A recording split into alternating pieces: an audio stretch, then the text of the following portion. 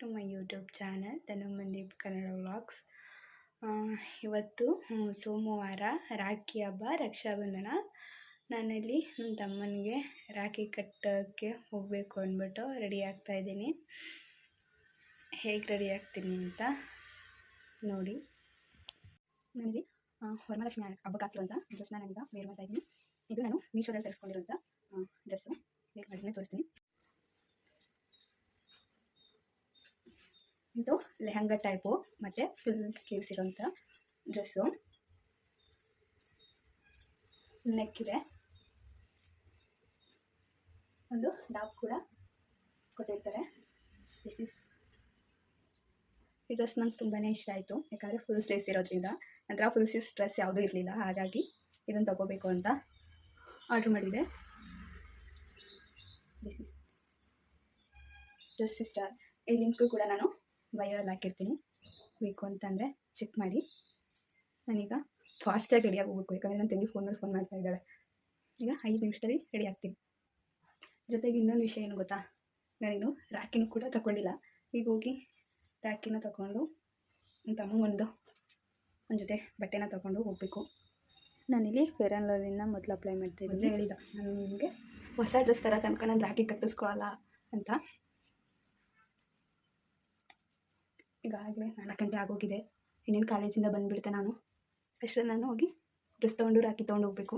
ನಾನೀಗ ನಮ್ಮ ಮಮ್ಮಿ ಮನೆಗೆ ಹೋಗಿ ನಮ್ಮ ಮಮ್ಮಿ ಮನೆಯಿಂದ ನನ್ನ ತಂಗಿ ಕರ್ಕೊಂಡು ಹೋಗಬೇಕು. ಇದೆಲ್ಲ ನೀಟಾಗಿ ಫೇರ್ ಆ್ಯಂಡ್ ಲವ್ಲಿನ ಬ್ಲೆಂಡ್ ಮಾಡಿದ್ಮೇಲೆ ಪಾನ್ಸ್ ಪೌಡ್ರನ್ನ ಹಾಕಿ ನೀಟಾಗಿ ಅದನ್ನು ಬ್ಲೆಂಡ್ ಮಾಡ್ಕೊತೀನಿ. ಕೊನೆಯದಾಗಿ ಲಿಪ್ಟಿಕ್ಕು, ಕುಂಕುಮ, ಬಿಂದಿ ಇಟ್ಟರೆ ರೆಡಿ. ಒಂದೇ ವಾರಲ್ಲಿರೋದಕ್ಕೆ ಸರಿ ಹೋಯಿತು. ಇಲ್ಲ ಅಂತ ಅಂದಿದ್ರೆ ಊರಿಗೆ ಹೋಗೋದಿದ್ರೆ ಬೆಳಿಗ್ಗೆ ಹೋಗ್ತೀನಿ. ಇಲ್ಲೇ ಇರೋದ್ರಿಂದ ನಾನು ಇವಾಗ ರೆಡಿಯಾಗಿ ಹೋಗ್ತಾಯಿದ್ದೀನಿ. ನಾವು ಯಾವಾಗಲೂ ಅಷ್ಟೇ ಸಂಜೆ ಟೈಮಲ್ಲೇ ಒಂದು ರಾಖಿ ಕಟ್ಟೋದು. ಯಾಕಂತಂದರೆ ನಾವು ಚಿಕ್ಕದಲ್ಲಿದ್ದಾಗ ಬೆಳಗ್ಗೆ ನಮ್ಮಮ್ಮ ಕಟ್ಟಿಸ್ತಿದ್ರು. ನಾವು ಬೆಳೀತಾ ಕಾಲೇಜು, ಸ್ಕೂಲು ಹೋಗಬೇಕು ಅಂದ್ಕೊಂಡು ಒಂದೊಂದು ಸಲ ಹಬ್ಬದ ದಿನವೇ ಸ್ಕೂಲಲ್ಲಿ ಏನಾರು ಫಂಕ್ಷನ್ಗಳು ಬೀಳ್ತಿತ್ತು. ಸ್ವತಂತ್ರ ದಿನಾಚರಣೆ ಆಗಿರ್ಬೋದು, ಇಲ್ಲ ಈ ಹಬ್ಬ ಏನೇನಾರ ಬೀಳೋ ಫಂಕ್ಷನ್ ಏನಾರು ಆಗಿರೋದ್ರಿಂದ ಸಂಜೆ ಟೈಮಲ್ಲೇ ಕಟ್ಟಿಸ್ತಿದ್ದೋ. ಹಾಗಾಗಿ ಸಂಜೆ ಟೈಮೇ ಅವ್ನಿಗೆ ಯಾವಾಗಲೂ ರಾಖಿನ ಕಟ್ಟೋದು. ಇನ್ನೊಂದು ವಿಷಯ ಏನಂದರೆ, ಅವನು ಕಟ್ಟೋವರೆಗೂ ನಾವು ಬೇರೆ ಯಾರಿಗೂ ಸುಧಾ ರಾಖಿನ ಕಟ್ಟಲ್ಲ.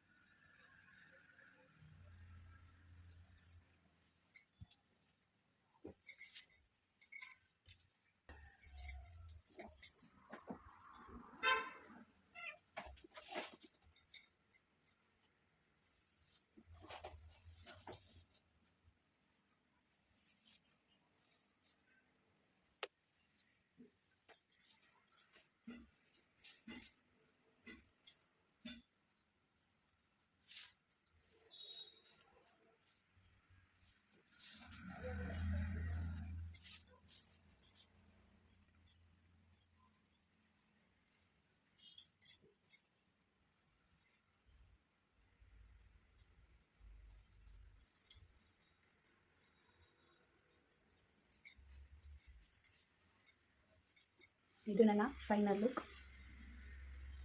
ಸಿಂಪಲ್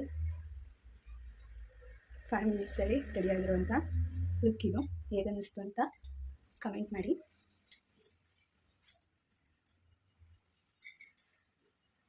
ನಾನೀಗ ನಮ್ಮಮ್ಮನ ಮನೆಗೆ ಹೋಗಿ ಅಲ್ಲಿಂದ ವೀಡಿಯೋನ ಕಂಟಿನ್ಯೂ ಮಾಡ್ತೀನಿ. ನಾನು ಬಟ್ಟೆ ಶಾಪ್ಗೆ ಹೋಗಿ ಒಂದು ಶರ್ಟ್ನ ಪರ್ಚೇಸ್ ಮಾಡ್ಕೊಂಡು ಬಂದೆ.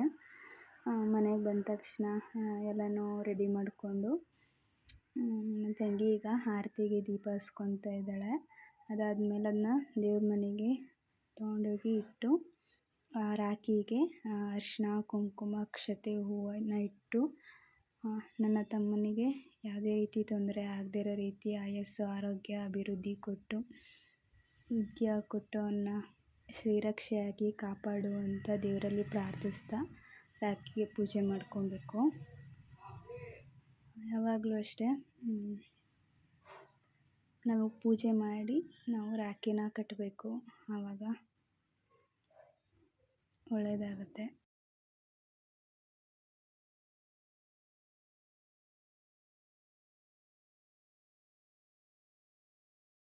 ಫಸ್ಟು ಅವನು ಕುಂಕುಮ ಇಟ್ಟು ರಾಖಿ ಕಟ್ಟಿ ರಾಖಿಗೂ ಕುಂಕುಮ ಇಟ್ಟು ಅಕ್ಷತೆ ಹಾಕಿ ಗಂಧದ ಕಡ್ಡಿಯಿಂದ ಅದಕ್ಕೆ ಪೂಜೆ ಮಾಡಬೇಕು. ಅದಾದಮೇಲೆ ನಾನು ಸ್ವೀಟ್ ತಿನ್ನಿಸಿ ನಾನು ಸ್ವೀಟ್ ತಿಂದು ಆಶೀರ್ವಾದ ತಗೊತ ರೇಗಿಸ್ತಾ ಇದ್ದೆ ಅವನ್ನ. ಅದಾದಮೇಲೆ ನನ್ನ ತಂಗಿನೂ ಸೇಮ್ ಅದೇ ರೀತಿ ಕುಂಕುಮ ಇಟ್ಟು ರಾಖಿ ಕಟ್ಟಿ ರಾಖಿಗೂ ಕುಂಕುಮ ಇಟ್ಟು ಪೂಜೆ ಮಾಡಿದ್ಲು. ಅದಾದಮೇಲೆ ಅವಳು ಸ್ವೀಟ್ ತಿನ್ನಿಸಿ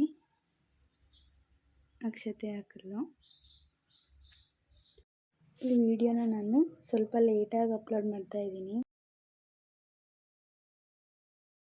ಅದಾದಮೇಲೆ ಹೊಸ ಬಟ್ಟೆ ತಂದಿರೋದನ್ನ ಹಾಕೊಂಬರೋ ಅಂತ ಕಳಿಸ್ತು. ಅವನು ಅದು ಹಾಕೊಬಂದ್ಮೇಲೆ ಅವನಿಗೆ ಆರತಿ ಮಾಡಿ ಅದಾಯಿತು. ನಾನು ಈ ವಿಡಿಯೋನ ಸ್ವಲ್ಪ ಲೇಟಾಗಿ ಅಪ್ಲೋಡ್ ಮಾಡ್ತಾಯಿದ್ದೀನಿ, ಯಾಕಂತಂದರೆ ಟೈಮ್ ಸಿಗಲಿಲ್ಲ ಈ ವಿಡಿಯೋ ಎಡಿಟ್ ಮಾಡಿ ಅಪ್ಲೋಡ್ ಮಾಡೋದಕ್ಕೆ. ಹಾಗಾಗಿ ಎಲ್ಲ ಮಾಡಿಬಿಟ್ಟು ಇಬ್ಬರು ಕೂಡ ಆಶೀರ್ವಾದ ಮಾಡ್ದೋ. ಅದಾದಮೇಲೆ ನಮಗೆ ಗಿಫ್ಟು 100 ರೂಪಾಯಿ ಕೊಟ್ಟು ಜೊತೆಗೆ ಇಬ್ರಿಗೂ ಕೂಡ ಒಂದೇ ಥರ ಮೂಗ್ಬಟ್ಟನ್ನ ತಂದು ಕೊಟ್ಟಿದ್ದ.